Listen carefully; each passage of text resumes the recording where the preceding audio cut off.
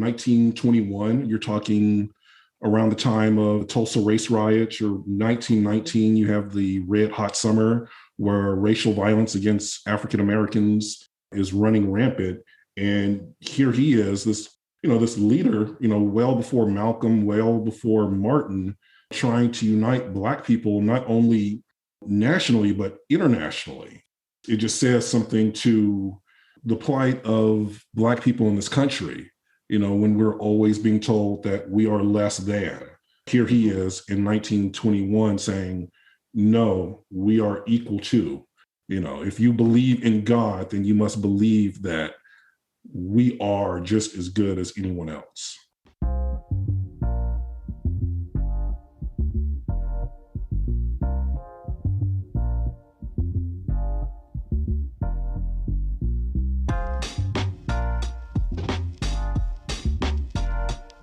Welcome to 365 Brothers, the podcast. I'm your host, Robin Shine. I am delighted to bring to you brothers from across the United States and from various professions talking about their life experiences, their wisdom, and a conversation that also touches on racial profiling in the United States, how pervasive it is, what the impact is. And remember, you can follow us on Instagram at 365 Brothers. Also, follow us on Facebook at 365 Brothers, the podcast. If this is your first time listening to a 365 Brothers episode, make sure you subscribe because you do not want to miss one brother's wisdom, one brother's experience, and their perspective on life in the United States. Today, we're speaking with a gentleman who hails from Carson, California, still resides in the South Bay area, and he works with the California Department of Justice in the Bureau of Firearms. We get to speak today with Special Agent Wen Smith. Welcome, Wen. Hello.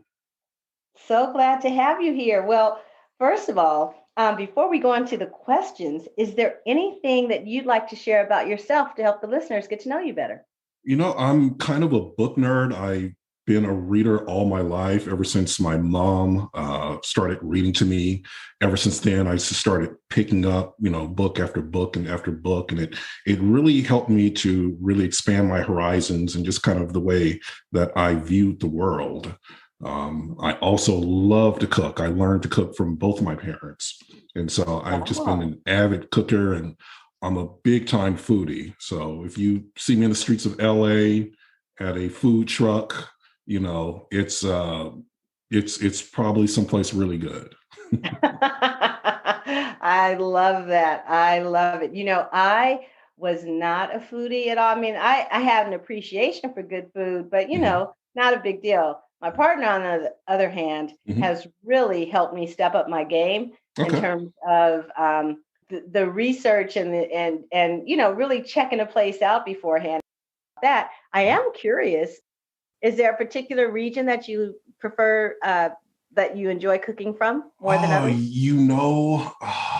That's such a hard question. Just growing up in Southern California, you're just immersed with so much good Mexican food.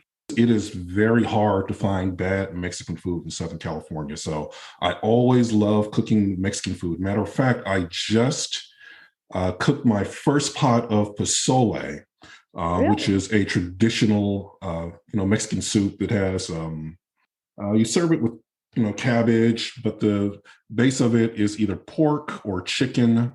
And I used a green broth made from tomatillos and cilantro, and you put hominy in it, and it's just the best thing ever. I'm like, my mouth is watering over here already. That sounds so good. I love how you not only distinguish the base, but what it's the tomatillos and the cilantro. It's like, That's awesome. And I mean, that's a high bar to take on. Like you said, there's so much Mexican food in Southern California. And like, shoot, I if I do tacos, I'm like, woohoo. So I acknowledge you for taking that on as a foodie. That's huge. Oh, thank you. All right. Well, let's jump into. Oh, well, actually, I do have one more question. Sure. So you mentioned being an avid book reader. Is there a particular genre of books that you love more than others? Oh, wow. I'm kind of stuck on biographies, autobiographies, books about history. Okay. Yeah, yeah. Totally get it. Um, yeah, totally not me. I know people who read biographies and novels, they always amaze me with what they know and all Mhm. this stuff. And I love nonfiction, but Okay. really more of the theoretical stuff. Right, Anything right, right. theoretical. All right, well, let's jump into the question. So first, Mhm. what is a favorite song or movie, either now or all time? I would say now, believe it or not, it's going to be the Avengers Endgame. And actually, you can kind of lump in Infinity Wars and Endgame because they're just two volumes of the same movie. Hmm.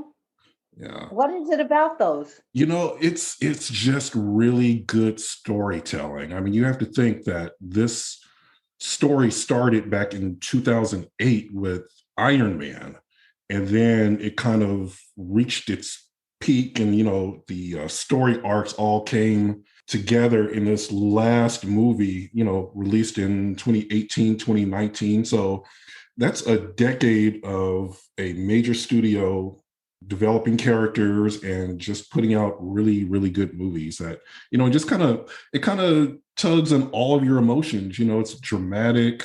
You laugh, you cry a little bit if you've seen the movies. So I mean, it's just a complete story, and you kind of just find yourself getting pulled into the storyline. And it's for lack of a better term, it's a comic book movie. It's a movie about a comic book, and just the way they were able to um, you know um, translate that and on the screen to just such a beautiful work of art. I in how you described in how you um, answered that, Mhm. you have me appreciate Mhm. the well, I mean, there's probably a fancier word I could use, but Mhm. the planning, Mhm. that when you point out that they were building up these characters in these various and specific movies, Mhm. and then to have it culminate, because I did watch the Avengers Endgame, Mhm. and and it's like I hadn't truly appreciated all that they'd done, so that I Mhm. was invested in so many different characters. Right, right. And I'm not even like a big comic book fan, or I maybe had one or two comic books growing up, so I've never even been one of those guys. I guess you call them fanboys. Hmm. People that are just really, really into that kind of thing. But just the way they were able to bring it together in such a good way. Just I'm Yeah. always a sucker for a good story. Yeah, and they are good. Awesome. What's a favorite childhood memory? So I was fortunate enough to grow up in a two-parent household. Both my parents are retired postal workers. My dad had worked nights and my mom worked days. So, there was not a whole lot of family time, anytime, maybe during the weekends a little bit, but for the most part, when she was coming in from work, he was laying down, going to bed for a few hours so he can get up to go to work. Mm. So on this one particular day, my dad said, "Hey, yeah, we're going with your mom. She has a doctor's appointment, a dentist appointment." And I was like, that's kind of strange. I know I've gone with her to dentist appointments before and you've never gone. So I Hmm. was like, okay. And I'm probably about maybe 5 or 6 years old. So I'm still fairly young. So we all get in the car, we start driving, and they surprise me with a trip to the movies. Uh-huh. And we went to go see Poltergeist, which is probably why I am such a big horror movie fan to this day. I mean, because I just have, like I said, like I said before, I'm a sucker for a good story. But, the fact that this was one of the few times we went out as a family during the week to do something, that really, really stuck with me over the years. That's really cool. I can imagine the joy of that, to have your parents say, hey, this is what we're going to do today. And you think it's something like, and then ta-da. That's cool. Uh, let's talk about accomplishments. I asked this question in two parts. First, an accomplishment that means the most to you personally, and then an accomplishment that when others hear it, you get the, oh, or wow. So what's an accomplishment that means the most to you when personally? The accomplishment that means the most, I would say I am 44 years old. And at the tender age of 40, I decided that I wanted to train Brazilian Jiu-Jitsu. I don't know if you're familiar with the martial arts form, but it's pretty much a grappling art form. And the objective is to pretty much, well, strangle your partner, strangle your opponent, or pretty much put him in some sort of body lock. And, this is something that kids, I have to say kids start in their early on or, their teens or maybe early 20s. So I started at the ripe age of 40. And in Brazilian Jiu-Jitsu, it goes white belt, blue belt, purple belt, brown belt, and black belt. And on average, it takes about at least 10 years to get your black belt. It's one of the hardest martial arts to get your black belt in. So just me earning my blue belt, it took me about a little over 2 years to get my blue belt. And I just felt so accomplished because it's one of those things where 2 years into it, not everybody you started with is still there. They either just wasn't for them or it was just too hard. And, it's a very, very challenging endeavor. And I was very proud of myself that I was able to hang in there and earn my blue belt. And hopefully one day I will get my black belt. Wow. That's impressive. To be honest with you, it's also inspiring. I took Kempo karate for 1 quarter in college.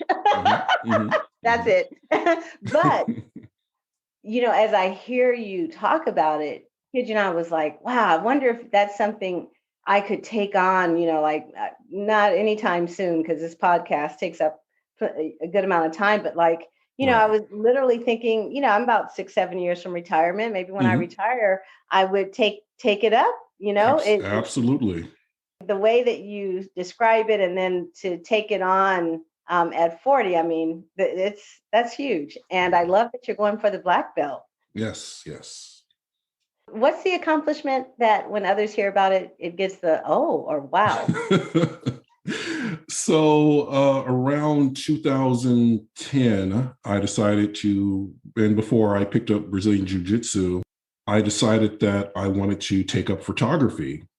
And it just so happens I have a very good friend who, is a professional photographer part-time. He and his wife are actually very, very talented photographers out of New York, but their roots are here in Southern California. So I was asked them a bunch of questions. I finally brought my camera, and I just wanted to get good at, taking those breathtaking photos. And it took a little while. Funny story, I want to say probably the first photo shoot that I did with them, because they invited me over, hey, bring your camera, we're having a photo shoot, and they gave me pointers and some guidelines, and I took photos. And the other part of photography is doing the edits, and I was very, very new to editing. So I had done my edits, and I kind of sent the proofs to them, just kind of critique and look at and give me some feedback. And I was feeling pretty good about myself. I was like, hey, this is my first time, these look phenomenal. And I sent this to them, and they were like, did you even edit these? I was like, oh, wow, they're that bad, huh? And they just kind of laid into me and just kind of hurt my poor little feelings. But I took the constructive criticism, and I kept at it, and I saw myself getting better and better and better. And now, a lot of people that don't kind of know everything that I do, I'll just mention that, oh, I'm a photographer, and I'll show them my pictures, and they don't believe that I took the picture. They'll be Wow. like, oh, are you sure that I'm like, no, I promise you, I took these pictures and I edited them too. So, just learning photography, mastering the ins and outs of being a photographer. Huh. So, first of all, I Mhm. see a Renaissance man. Hmm. And then you put a new view of photography out there for me. Mhm. I I remember taking photographs in college, and Mhm. they were okay. Mhm. There's nothing special about them, but I I did try to do the developing them in the dark room and all Mhm. that stuff. And it was fine. Mhm. But when you just said, editing tools, I totally, I use the filters on Instagram. Mhm. Sometimes I Mhm. adjust them. I Mhm. play with Canva, but Mhm. now all of a sudden you're making I'm looking newly at what's possible with photography in this new era. Oh, Yeah, go absolutely. ahead. The DSLR cameras have really changed the game now. And now with, programs like Lightroom, where you just do all your edits on the computer, you can have your own photo booth, just at your desk. And the game is just so different now. And it's just kind of opened it up to a new generation of photographer. I was always a big admirer of Gordon Parks and the work that he did. And, I Yes. just fell in love with his work. And that kind of, inspired me to off and on, or on and off over the years, to kind of pick up photography. And, I'm glad that I'm in a place now where I can say, I'm a darn good photographer. Wow. So photography, jujitsu, what predated? What did you explore and work toward mastery in before photography? Probably just cooking, playing Yeah. around with different recipes, cooking. Wow. That's really awesome. No, I'm serious, and I do get it in Hmm. a lot of ways. I'll write, and then taking on the podcast, Hmm. that was cool, and I had to learn that. And Hmm. um, I don't know. I just recognize there's certain people who there's a reason that phrase exists, Renaissance man or Hmm. Renaissance woman, Hmm. because it's like you're a bundle of creativity looking for expression. Mm. Exactly. I mean, we can't just be what we do for a living to make a paycheck. I mean, we were meant for so much more. Yeah. Well, I can't wait to ask you this, knowing how well read you are. Mhm. What's your favorite quote, saying, metaphor, or book, and My, why? my favorite quote would probably be from a speech Marcus Garvey gave back in 1921. The name of the speech is called "If You Believe the Negro Has a Soul," and like I say, it's a very short speech. It's maybe about 4 minutes long, Hmm. but towards the end of it, he pretty much closes the speech by saying, if you believe that the Negro has a soul, if you believe the Negro is a man, if you believe the Negro was endowed with the senses commonly given to other men by the Creator, then you must acknowledge that what other men have done, Negroes can do. Mm, And that just really kind of struck a chord within me. I mean, it pretty much, he's talking to a disenfranchised people at a time when, 1921, you're talking around the time of the Tulsa race riots, or 1919, you have the red hot summer where racial violence against African Americans is running rampant. And here he is, this leader, well before Malcolm, well before Martin, trying to unite Black people, not only nationally, but internationally. It just says something to the plight of Black people in this country, when we're always being told that we are less than. Here he is in 1921 saying, no, we are equal to. If you believe in God, then you must believe that we are just as good as anyone else. yeah, very eloquent, very pointed, very clear. Thank you. Mhm.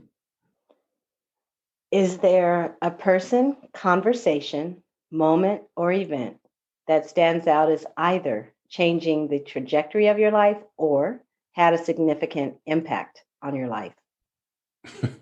Yeah. So back in high school, actually, even before high school, I have always been just fascinated with airplanes and the space program. And I had made up my mind that I wanted to be an aeronautical engineer.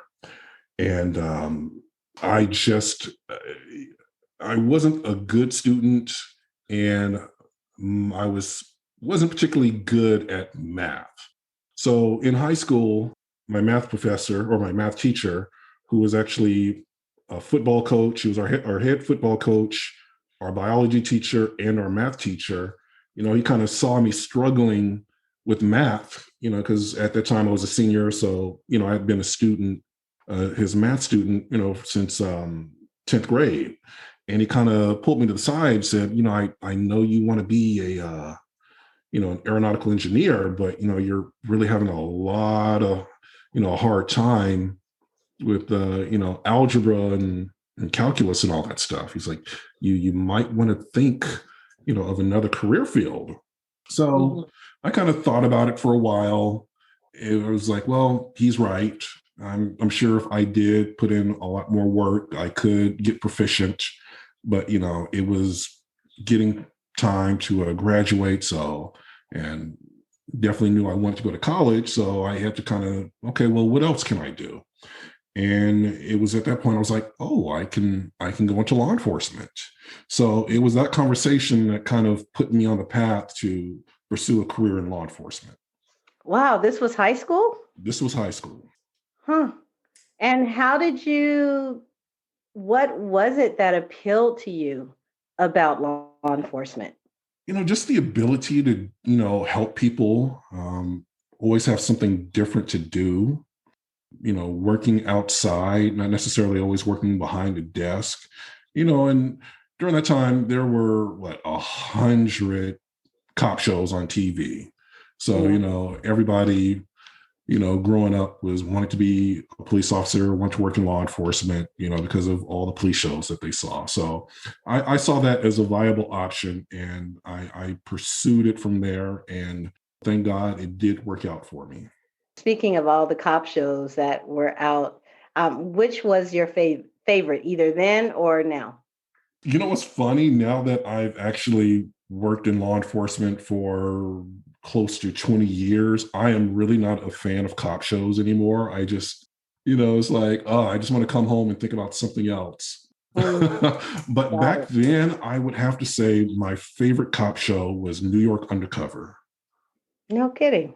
Yes. For some reason, I don't know why. I just thought you were going to say Miami Vice or something. That one I definitely remember really liking that one. And that was kind of in the 80s, but New York Undercover was like in the 90s, kind of closer to when I was a teenager. So I would have to give the edge to New York Undercover, but definitely Miami Vice is up there too. Got it. Okay, thanks. I now feel very old. That's funny. I was like, yeah, that had to be the 90s, right? And it was like, oh, it was before that? Oh, okay. That's all good, though. All good. Well, what is a moment or event that either highlights or kind of signifies your experience as a Black man in the United States? That would be when the Rodney King beating took place, and just seeing how that played out, and watching these officers on camera, just beating this guy into the ground, and it being recorded, and them being charged, and everybody getting acquitted, and then LA just going up in flames because people were so outraged about it. So that's kind of one of those moments I was like, okay, yes, people are still going to treat me differently. People in law enforcement may still treat me differently. Yeah, that was probably the first moment. Well, I won't say first moment, but probably one of my earliest memories of me just realizing what it is to be a Black man in this country. Yeah.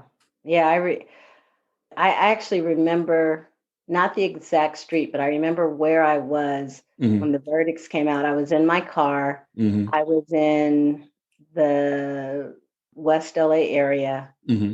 and there was just this overwhelming shock and disbelief. Right. Right. It was like, well, didn't they see everything that we saw? You Yeah, know? I know. And it's like you historically at, so many decades away now, I look back and go, we mostly think about the aftermath, the riots themselves, but Hmm. I don't know if people can truly appreciate, especially, you like myself growing up in the South Bay area. I was born and raised in Long Beach, and Hmm. it was like to hear it, like it's just, I think about how some baby boomers will talk about the moment they heard that JFK was killed or Martin Hmm. Luther King was assassinated, and Hmm. how they know where they were when they found out. And I think a lot of people can't fully appreciate what a gut punch it Hmm. was, but maybe they do, because again, the riots happened after. So maybe the riots make the point. Right. Yeah. Thank you for sharing that. Have you personally had any interactions with law enforcement? And if so, what, when? Okay. This is actually a bit of a story, but there is a Yeah, point. please. Oh, yeah, please go right So ahead. my dad is actually from East Texas, and he moved out here to Southern California when he was 15. And he lived with one of his aunts in Boyle Heights. Hmm. So he grew up, went to high school, graduated, and everything. And he went to this barbershop there as a teenager. It was a Black owned barbershop, and there were, I forget if it was two or three brothers that were all barbers that owned the barbershop. Okay. So after, my dad grows up, he goes in the Air Force, he gets a job. He still liked to go over there on Saturdays when he got home from work in the morning for haircuts. Now, I'm, like I said, around 5 or 6. The only thing I want to do on Saturday mornings is wake up and watch cartoons. But Hmm. we took me all the way from Carson to Boyle Heights, where that barbershop was, so I could get my hair cut by the same barber that cut his hair when he was a teenager. Hmm. So one of the barbers, he actually had a nephew who was a deputy sheriff. And he walked in one day and he was just kind of hanging out and talking to everybody. And, he was a Black man, and just seeing him interact with everybody, it was like, oh, being friendly. And, everybody was engaging him in conversation. And, not to see him in the normal settings that we normally see police officers in, responding to calls or dealing with the public in high risk situations. So that was my first interaction with the police officer. Now, fast forward years later, after I decide to go into law enforcement, I'm in the police academy. Hmm. And who walks in one day? The No same kidding. guy. Yes. He walked into the police academy. At the time when he was working, he was one of the renowned gang experts in the country. So he taught gangs. So here Okay. I am in the police academy, and this is 2007. And I hadn't heard too much from him. I knew when I decided that I wanted to go into law enforcement, I called and talked to him a little bit and got pointers and everything. But we really hadn't kept in any sort of constant contact. But I know he and my dad kept in contact. So I'm sitting there, and he's having everybody, give their names and which agencies, they work for. And he gets to me and he sees me, and he just stops everything, and he's just, oh man, I know your dad is so proud of you, and I knew you would always make it here. So it was just so funny that the first person that I had a contact with as a police officer turned out to be one of the people that years later would play a part in, my police academy training. That's amazing. Yes. So I still have to ask, since you've been, we're not going to talk about before, but Okay. since you've been working in law enforcement, you ever get tickets? You know what? I do not. I've gotten parking tickets, but I don't get speeding tickets. But I'm not a fast driver. I'm one of those nerds. I'm like, abide, do the speed limit. It's there for a reason. I guess I'm too scared to get pulled over. Yeah, that's awesome. Yeah, well, I was slow to learn that lesson, but that's another. I'll tell you, there was a period of time I bought.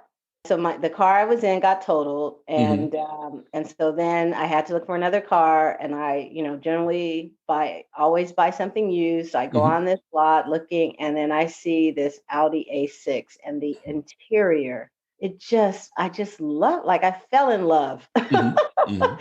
So I get this car. You know how fast those cars go? And they're so smooth. I Okay. mean, it was like I could be.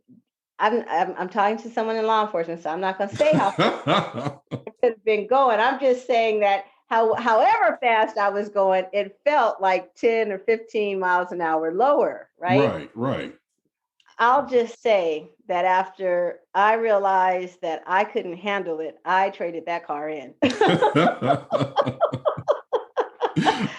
Honest to goodness, I bought just a little SUV. Mhm. And I literally thought, I think I need to buy something a little bigger so that Mhm. I don't even think about.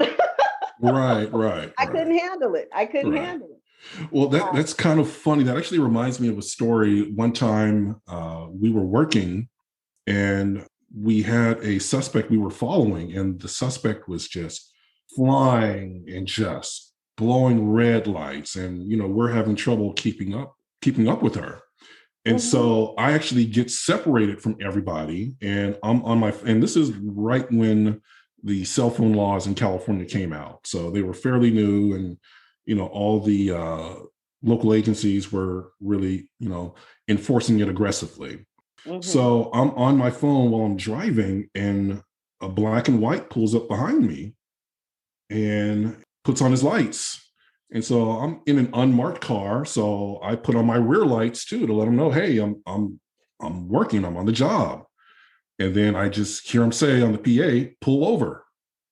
I was like, Okay. okay. So I pulled over, and he gets out. Yeah, I noticed you were on the phone. I'm like, oh, yes, sir. I'm actually working right now. I'm a police officer. We have a surveillance going. So he's like, okay, well, I'm like, well, didn't you see my lights? My lights? He's like, well, anybody could have those. I was like, okay. I've never heard of that, but all right. So he was just persistent on keeping me there as long as possible. And Wow. I just was like, look, I am who I am. I just showed you my ID, my police ID. I'm not showing you my driver's license. I got a job to do. And we pretty much just got into a yelling match until his partner was like, oh, you know what? Just let him go. So even working, being a African American that's a police officer, you're also susceptible to, getting pulled over by the police while you're working. Yeah. Yeah. Doesn't surprise me, but I wish I could sound surprised, but Right. um anyway, I'm glad it just was a, instance, and hopefully maybe he learned something from it. Yeah, hopefully. Hopefully. And we didn't touch on your work at all yet. Oh, so let me reverse. So pretty much right now, like I said, I'm assigned to the Bureau of Firearms. We work this program called APPS, which stands for Armed and Prohibited Persons System. So these are people that legally purchased firearms, but then later on became prohibited due to either a felony conviction, mental health issues, restraining orders, or certain violent misdemeanors. So our job is to go out and contact people that are in this database and pretty much find out what happened with their guns and if they still have them to pretty much, recover their firearms because they aren't legally allowed to possess them. And what do you love most about what you do? What I love most is, it's actually a job where you can make a difference. There's really no way to measure, by doing this, crimes or suicides that are prevented. But Yeah. you have to think that we are doing something positive. There was this one time where we went to this gentleman's house. He had been placed on a 5150 hold, meaning that he couldn't have his firearms anymore. And we knocked on the door, and his wife came, and she's like, "Well, I'm sorry, but he passed away." So apparently, he had taken his life prior to us, getting there. Not necessarily that day, but just contacting him. Yeah. And that was one of the things that always stuck with me. It was like, wow, if only we were able to get there maybe a week or two earlier, to contact this guy. He may or may not still, he might still be alive, hopefully. Yeah. But just knowing that we're hopefully able to cut down on some of the gun violence that takes place, especially in Southern California. And for those who are outside California, or maybe those who are within, but you've never had a reason to know, a 5150 hold is someone is a danger to themselves or others. Is that right? Correct. Yeah. It's great to have this conversation with you because you just in what you shared and the broad strokes about what you do, it points to that it is important. Like we need people who are first responders to situations, as well as people who follow through on these laws that are designed to keep us safe. And I certainly believe it's important to focus on the reforms that are necessary. There are reforms that can make a difference and make it better. But there's still something to be said for having people who do this work. Like you said, there's no way to know how many lives you've saved Mhm. in the course of doing your work. But and I fantasize or imagine that when we get to heaven, we do get to review the tape and that we get to discover the difference we made in the ripples and things that we don't that we there's no way for us to know living inside of our particular human shell. Mhm. If that's the case, then I suspect that you will be amazed by the difference that you made, the ripples of the lives you've changed and what they've done out in the world, which is pretty amazing. Oh, thank you.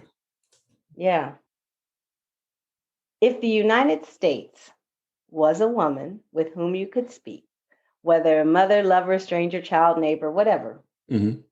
what would you say to her? Why do you treat me so differently than you treat your other children?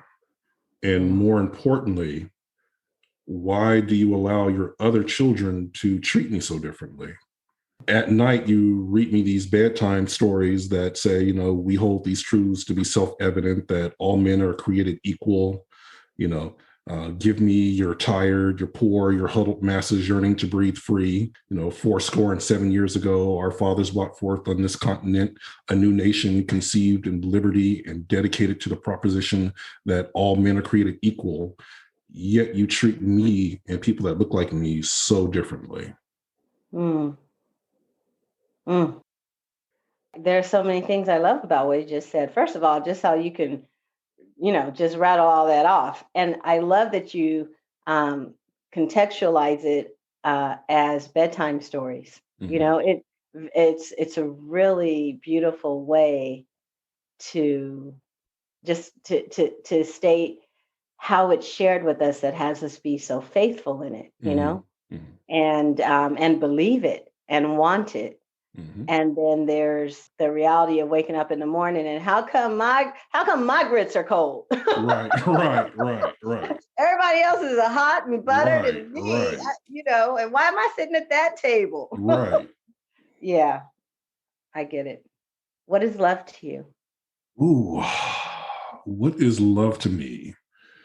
Love to me, just love is always going to look different. So the way I see love may not always be the way that love sees me. And by that, I mean, like I mentioned before, I was fortunate enough to grow up in a two-parent household, and my parents couldn't be any more opposite.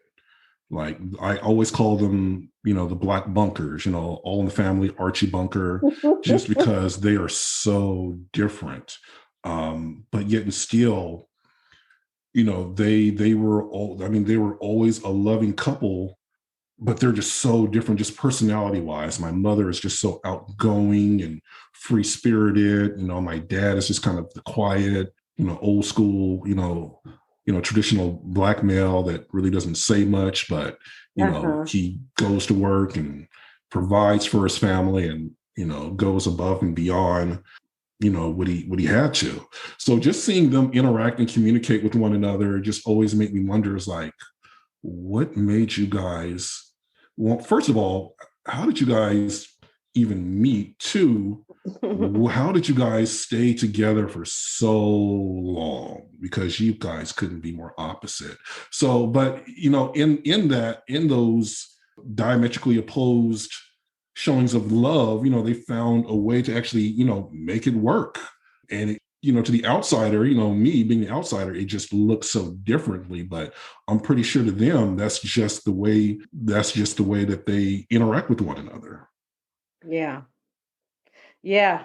Just I think about there's so many things that my partner and I are Hmm. very opposite. Hmm. And so when we first met, we were taking a course together, Hmm. and it had a Friday night component, and then he was like super outgoing and Hmm. everybody wants to talk. And so I, on the other hand, wasn't very social. I'm a different person today. Like today I, hang out. He can't believe how much I've transformed that. But at the time, so what would happen is the class would be over. I would know to bring a book because he was going to run his mouth. And I would go sit in the car, turn on my little car light, and I would just read and read and read. And then I'd text him, "Are you guys done yet? Are you done? Who are you talking to now? Can we go? I'm hungry." and, and so I just love that the difference, Yeah, that's funny. And yet, but then there are those things that you have in common. Right, right, right. I mean, I guess it's true what they say, opposites do attract. Mm-hmm. I, Mm-hmm. I, I wouldn't be here if they didn't. Right. So, what is something you've learned through your profession, training, experiences, or adventures that you believe more Black men should know, but don't, knowing that whatever you say benefits all of us? That the world is much bigger than you think it is. I would encourage, all black people, get out and travel a little bit, travel internationally. There are people that live beyond these borders that look just like you and me, that have the same plight as you and I. Um, and, just see the world. It definitely will expand your worldview. You'll understand a lot of things that happen in this country by seeing what goes on in other countries. Mm-hmm. Yeah, because it can be easy to focus on what's not working here Mhm. versus understanding that there's a larger issue that human beings notice what's different and make a Mhm. big deal about it. And they do that all over the world. Yes. The last question I have related to that Mhm. is there anything, because you definitely already answered the question about, some advice or something more Black men should know and Mhm. people should know. Is there anything specific to your experiences in law enforcement that you think, wow, I wish more people understood this either about law enforcement or about interacting with our criminal laws? Probably just that. And a lot of times, first responders are, I mean, pretty much their job is to get there as soon as possible. And they're working with just limited information. And depending on what the call is, it could be a very chaotic scene. So when, a police officer may be talking to you, they may be doing so in an authoritative manner. We call that command presence, establishing command presence. It's not to be rude or anything, but it's to really just kind of get people settled down so, you can get the facts of what's going on so you know how to proceed from there. Mm-hmm. Yeah, I get that. I appreciate just learning this term command presence. When you say that, it makes me think of, when things are truly chaotic, as you said, or crazy, it does make a difference to believe that somebody has it under control, even if they Right, don't. right. Yeah, I get that. Thank you so much for everything that you shared with us. And I do hope it just kind of personalizes law enforcement, but also, this month of March, each Monday, the interview is with someone who works in some aspect of law enforcement. Mhm. And it's important to know that brothers are in that field as well and making a difference. And so thank you very much for participating. Oh, thank you. Yeah. Speaking of, Mhm. now that we've had this conversation, when did you get out of participating in this conversation personally for yourself? I learned that I'm a more interesting person than I think I am, than I thought I was. I'm just thinking of myself as the average Joe Schmo, just kind of going along, going to work, coming home, having, time to myself, spending time with the family, and just really not thinking about the type of story that I have to tell. And definitely after this conversation, I will look at myself a little bit differently. I do have a story to tell, Yeah, and thank you for doing this. absolutely. Well, I acknowledge you for being an adventurous spirit. The prerequisite to being a Renaissance man is someone who is naturally curious, because that's what leads to all these different expressions of creativity. So, Mhm. thank you for being an adventurous spirit and one who inspires us. Remember, you can follow us on Instagram at 365 Brothers. Also, follow us on Facebook at 365 Brothers, the podcast. Lastly, I just want to let you know, producing a podcast, it takes something, and I'm really grateful to have partnered with alitu.com. They make publishing easy. There's a link in the show notes for anyone who either has a podcast or is thinking about a podcast. You don't need to learn all that sound balancing and compression. Save all that.